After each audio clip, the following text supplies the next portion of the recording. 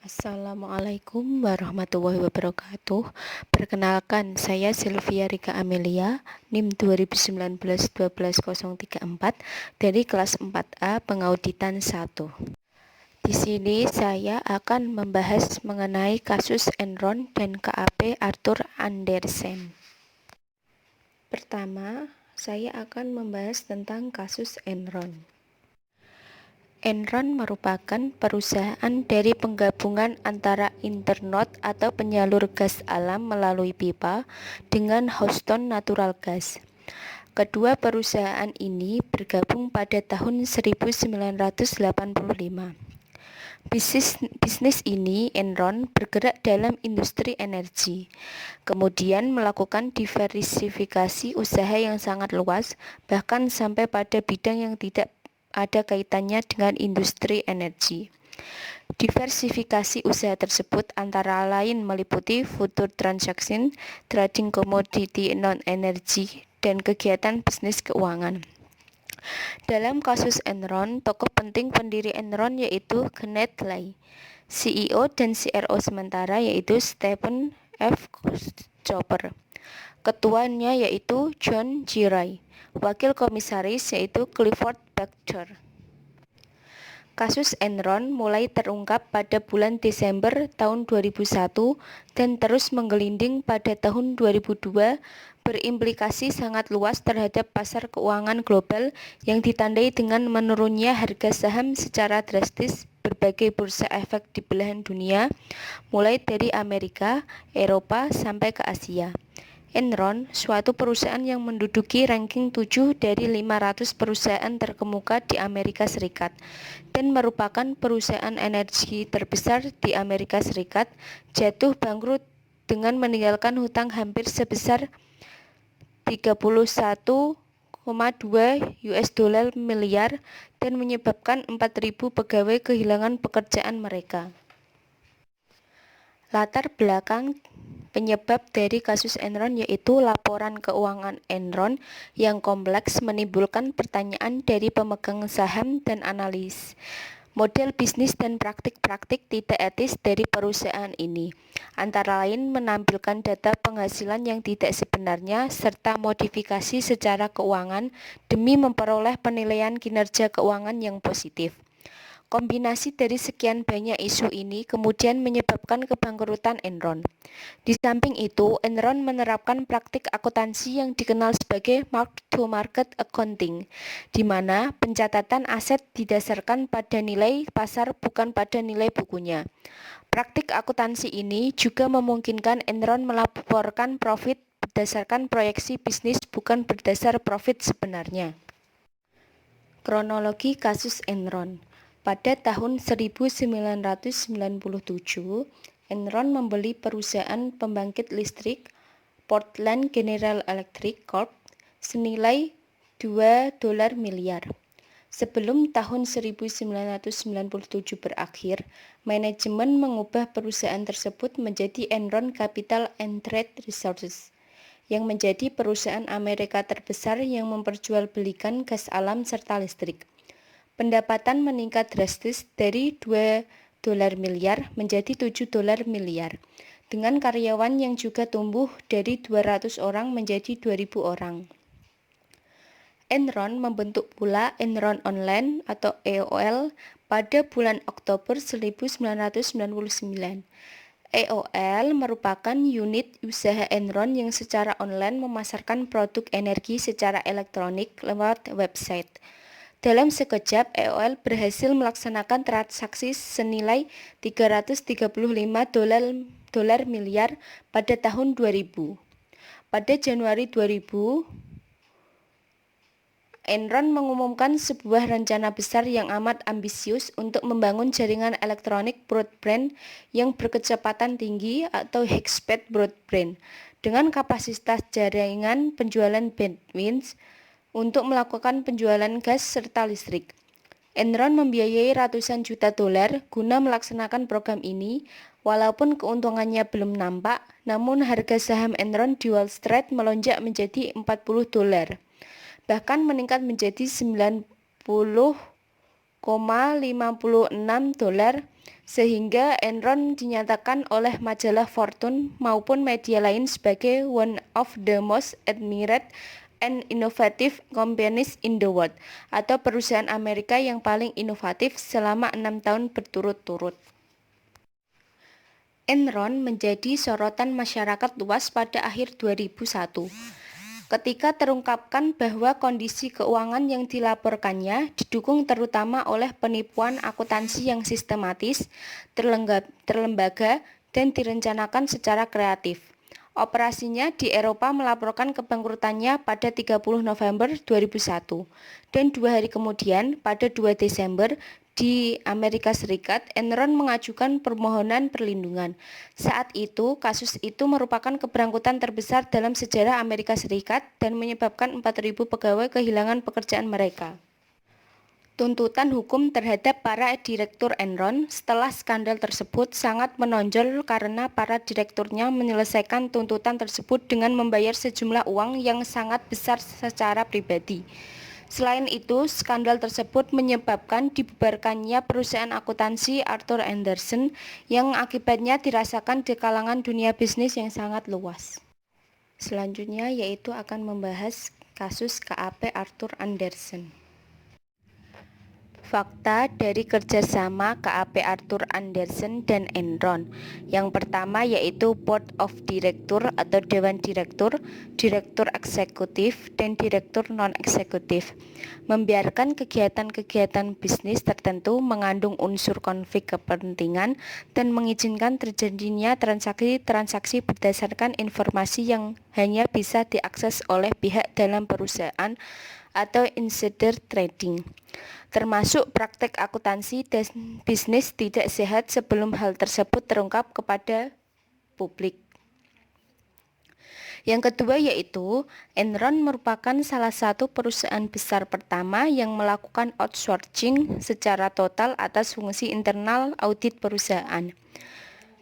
Pertama, mantan Chief Audit Eksekutif Enron atau Kepala Internal Audit semula adalah partner KAP Andersen yang ditunjuk sebagai akuntan publik perusahaan. B. Direktur Keuangan Enron berasal dari KAP Andersen. C. Sebagian besar staf akunting Enron berasal dari KAP Andersen.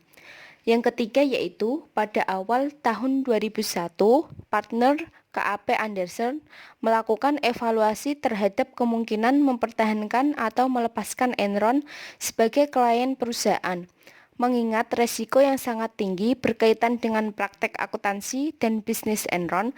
Dari hasil evaluasi diputuskan untuk tetap mempertahankan Enron sebagai klien KAP Andersen.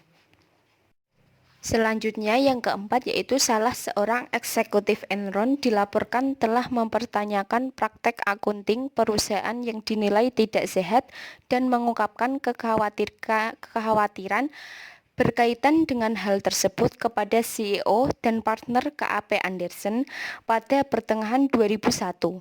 CEO Enron menugaskan penasihat hukum perusahaan untuk melakukan investigasi atas kekhawatiran tersebut, tetapi tidak memperkenankan penasihat hukum untuk mempertanyakan pertimbangan yang melatar belakangi akuntansi yang dipersoalkan. Hasil investigasi oleh penasihat hukum tersebut menyimpulkan bahwa tidak ada hal-hal yang serius yang perlu diperhatikan. Yang kelima yaitu pada tanggal 16 Oktober 2001, Enron menerbitkan laporan keuangan triwulan ketiga. Dalam laporan itu disebutkan bahwa laba bersih Enron telah meningkat menjadi $393 juta, naik menjadi $100 juta dibandingkan periode sebelumnya. CEO Enron, Kenneth Lay, menyebutkan bahwa Enron secara berkesinambungan memberikan prospek yang sangat baik. Ia juga tidak menjelaskan secara rinci tentang pembebanan biaya akuntansi khusus, special accounting charge atau expense, sebesar $1 miliar yang sesungguhnya menyebabkan hasil aktual pada periode tersebut menjadi rugi $644 juta. Para analisis dan reporter kemudian mencari tahu lebih jauh mengenai beban $1 miliar tersebut, dan ternyata berasal dari transaksi yang dilakukan oleh perusahaan-perusahaan yang didirikan oleh CFO Enron. Selanjutnya yang keenam yaitu pada tanggal 2 Desember 2001, Enron mendaftarkan kebangkrutan perusahaan ke pengadilan dan memecat 5.000 pegawai. Pada saat itu terungkap bahwa terdapat hutang perusahaan yang tidak dilaporkan senilai lebih dari 1 miliar dolar. Dengan pengungkapan dinilai investasi dan laba yang ditahan, retained earning berkurang dalam jumlah yang sama.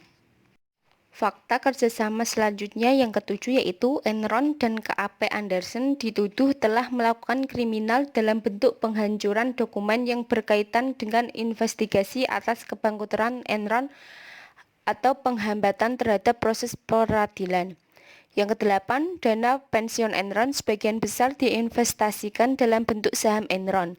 Sementara itu, harga saham Enron terus menurun sampai hampir tidak ada nilainya.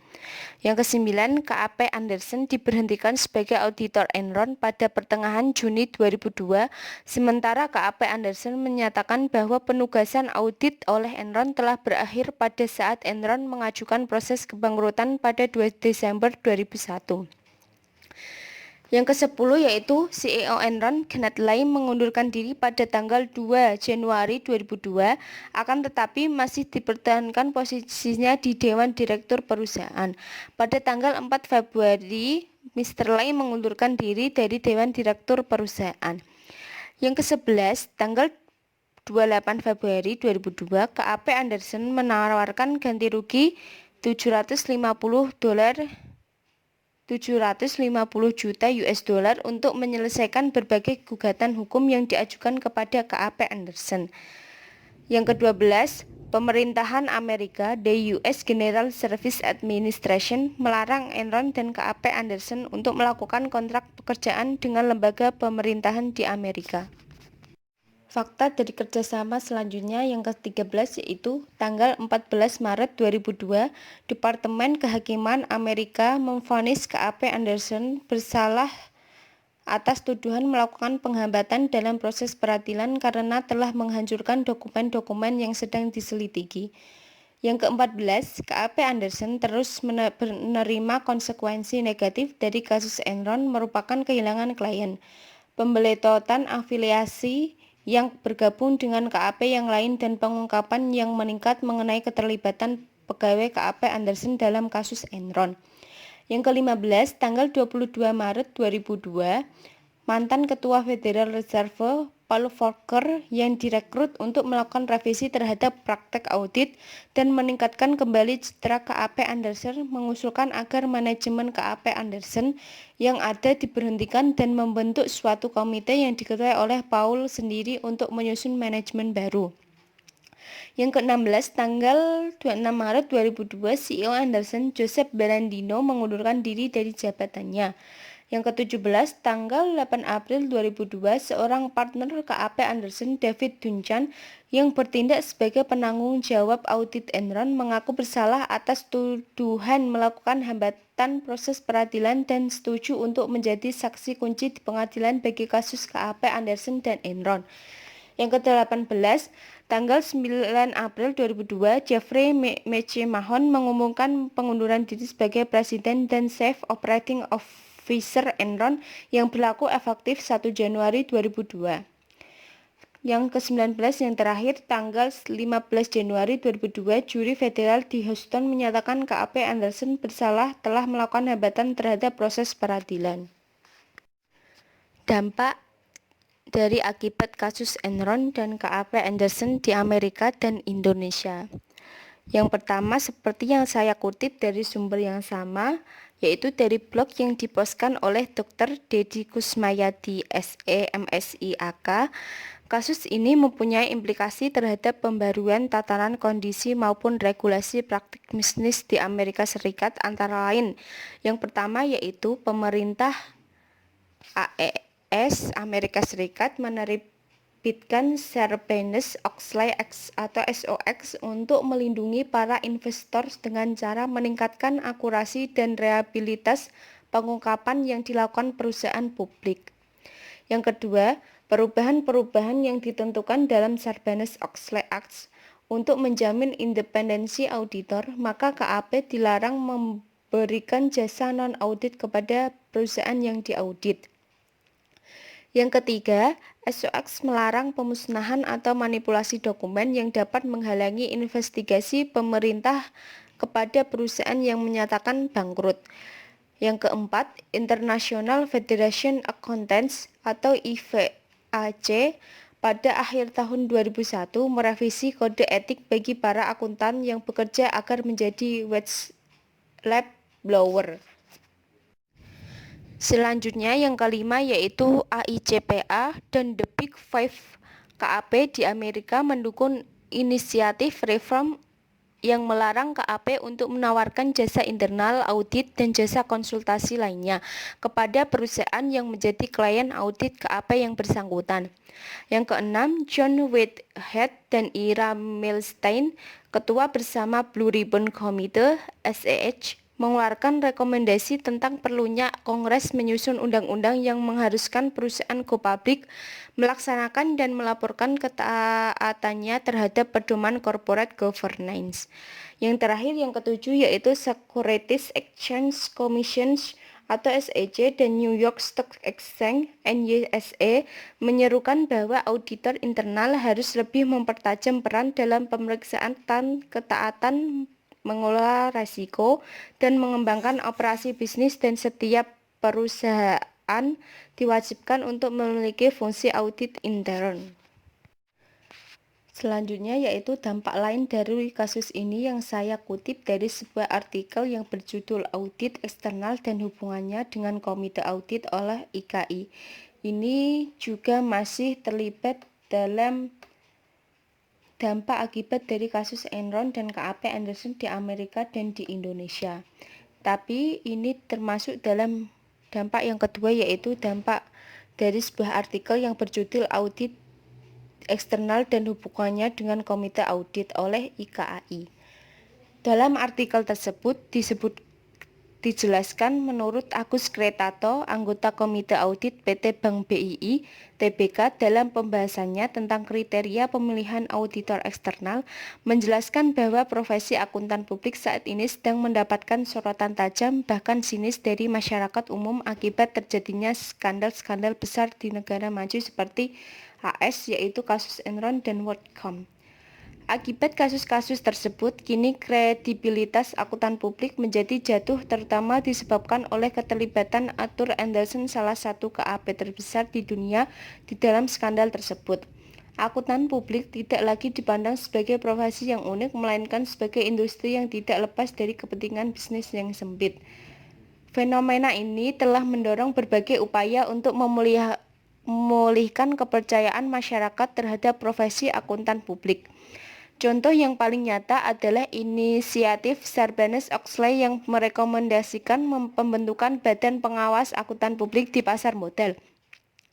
Indonesia sendiri tidak terlepas dari pengaruh skandal tersebut, sehingga berbagai pihak seperti IAI dan Bapepam kini telah membahas pengawasan kompetensi dari akuntan publik, terutama yang terlibat di pasar modal Indonesia. Bagi perusahaan di Indonesia sendiri, pelajaran dari AS tersebut harus menjadi acuan agar tidak sampai terulang di Indonesia. Untuk itu, di dalam menunjuk auditor eksternalnya, perusahaan harus memiliki kriteria yang mampu meminimalkan risiko manipulasi audit. Dampak akibat kasus Enron dan KAP Anderson di Amerika dan di Indonesia yaitu yang ketiga dari kasus ini juga berdampak di Indonesia. Seperti yang dikutip dari Tempo Interaktif Jakarta dengan judul Arthur Andersen, Indonesia belum terpengaruh Enron. Berikut adalah kutipan dari artikel tersebut. Member akuntan publik Arthur Andersen di Indonesia belum mendapat pengaruh bangkrutnya Enron. Country Managing Partner Arthur Andersen Indonesia, Sumarso Slamet Raharjo, di kantornya juga mengatakan akan mengikuti kantor pusat berkaitan dengan soal merger. Kami tetap bekerja seperti biasa tanpa gangguan dengan dukungan infrastruktur dan administratif penuh dari jaringan global maupun regional Andersen Worldwide. Arthur Andersen LLP, member di Amerika Serikat, dianggap ikut bersalah dalam keberangkutan Enron. Akibatnya, member Arthur Andersen di beberapa negara seperti Jepang dan Thailand telah membuat kesepakatan merger dengan KPMG Australia dan Selandia Baru dengan Ernst dan Young dan Spanyol dengan Deloitte Touche Tohmatsu. Sumarso mengatakan di Amerika Serikat sejumlah kliennya tidak lagi menggunakan Andersen sebagai konsultannya akibat kasus Enron. Kalau Indonesia, seperti saya katakan, secara bisnis masih bisa dipertahankan. Katanya belum ada klien yang drop gara-gara kasus Enron. Ia mengatakan perkembangan terakhir yang terjadi pada Andersen LLP dapat mempengaruhi hubungan kerjasama perusahaan yang berdiri sejak 1968 itu dengan Andersen. Tapi katanya sampai saat ini kami masih bekerja sama dengan Andersen.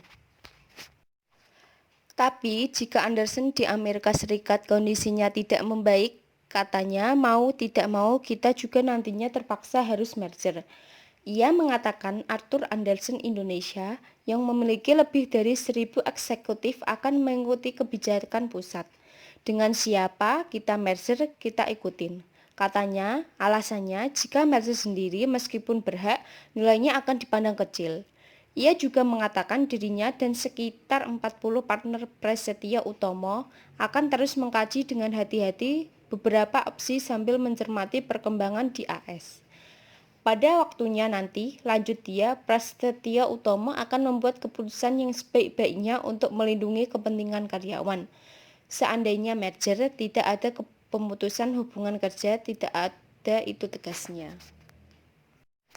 Sekarang kesimpulan dari kasus Enron dan KAP Arthur Andersen, yaitu dari kasus tersebut bisa saya simpulkan bahwa Enron dan KAP Arthur Andersen sudah melanggar kode etik yang seharusnya menjadi pedoman dalam melaksanakan tugasnya dan bukan untuk dilanggar. Mungkin saja pelanggaran tersebut awalnya mendatangkan keuntungan bagi Enron, tetapi akhirnya dapat menjatuhkan kredibilitas bahkan menghancurkan Enron dan KAP Arthur Andersen. Dalam kasus ini, KAP yang seharusnya bisa bersikap independen tidak dilakukan oleh KAP Arthur Andersen. Karena perbuatan mereka inilah, kedua-duanya menuai kehancuran di mana Enron bangkrut dengan meninggalkan hutang miliaran dolar, sedangkan KAP Arthur Andersen berdiri sendiri, kehilangan keindependensiannya dan kepercayaan dari masyarakat terhadap KAP tersebut. Juga berdampak pada karyawan yang bekerja di KAP Arthur Andersen, di mana mereka menjadi sulit untuk mendapatkan pekerjaan akibat kasus ini. Kesimpulan yang bisa saya diambil dari ketiga sumber yang saya kutip kurang lebih sama seperti yang saya simpulkan tersebut dari kasus Enron dan KAP Arthur Andersen tersebut. Itulah penjelasan mengenai kasus Enron dan KAP Arthur. Mohon maaf apabila ada kesalahan dalam pengucapan atau tutur kata saya yang kurang berkenan, saya mohon maaf. Terima kasih. Wassalamualaikum warahmatullahi wabarakatuh.